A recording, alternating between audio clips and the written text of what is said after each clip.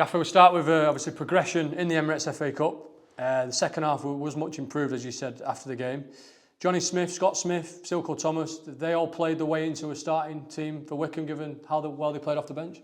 Yeah, it could be. I'm not sure all of them. I'll make that decision as normal, as late as possible. But yeah, I think when players perform in a certain way on the pitch, then yeah, you have to take that in consideration.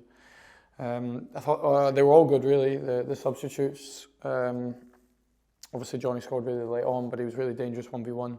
I thought Scott Smith was brilliant. Really sort of drove the team forward.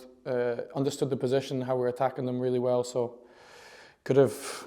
maybe should have had a few more goals. But yeah, second half and the majority of extra time was good. I think.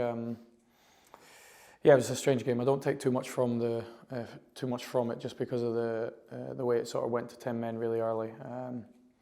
Saturday's game is going to be completely different. So, but it's really important for the club to move forward in the FA Cup. Like, really important. I know from the football side, I guess that's the most important.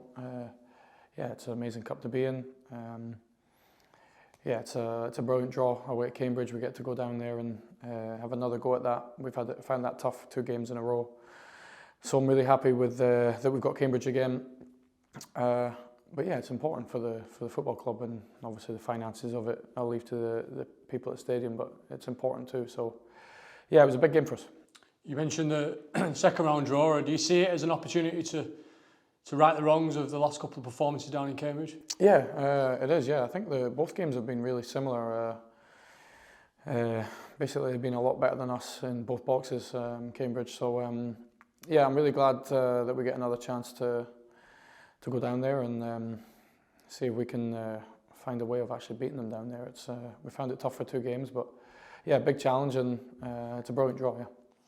Obviously, extra 30 minutes in the legs in that FA Cup game. No injuries on the back of that. Any players you've had to look after this week? No, everyone's come through that particular game. Sessegnon's picked up a virus, so he didn't train today. Hopefully he'll be back Friday.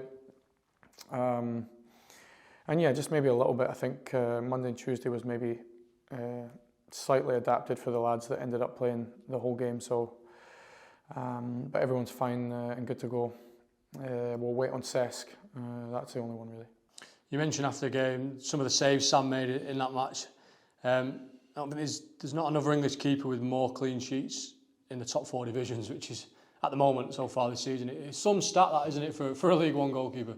Yeah, it's an amazing stat. It's also look, as a team, and I'd put all of our defenders, because they've played in these games. It's not been a continuous back 4, the same back 4 every game in front of Sam, but some of the clean sheets, he was very quiet. I think that was a big aim for this season, where we'd actually be less reliant on him. But that last 5 minutes against Carlisle is, he's just incredibly talented. I know normally you see maybe attacking players, wingers, 9s, but actually Sam's talent as a goalkeeper, shot stopping is as good as any English keeper, in my opinion. I said that after the game.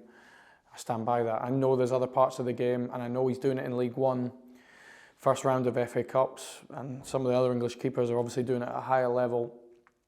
But I'm telling you, this guy's shot stopping is there's nobody better.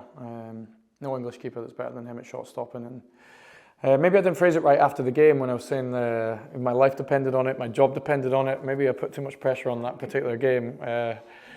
But in terms of like as a team, so I'm obviously manager of the team, his teammates, like if there was a save to be made to win games, to achieve something big, honestly I would not swap him for any other English keeper. He's that good at shot stopping. So, but as I said to him on Monday, well done, but I need him to keep going. Other parts of his game he needs to improve on, and he's worked extremely hard this week training. So as normal, Sam has incredible moments. And literally by the time he comes off the pitch, he's level and he's back to just a normal guy. Wycombe next, they're flying. They've gone top of the league after the winning midweek. What have you made of them this season? They've had an incredible start to the season.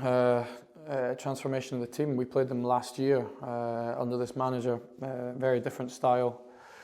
They beat us 1-0 down there. It was actually one of our better performances away from home, but we lost the game down to an error, really. So, and then watching them now, they definitely do a little bit of both. They've got some really good players. Yeah, they can play, but they can also hurt you with the long ball. So they had a brilliant result last night, Stockport, 5-0 is an incredible result. So yeah, they're flying, and yeah, how we defend them, we might have to adapt slightly because of their strength, but yeah, it's a brilliant game. Let's go toe to toe and let's see.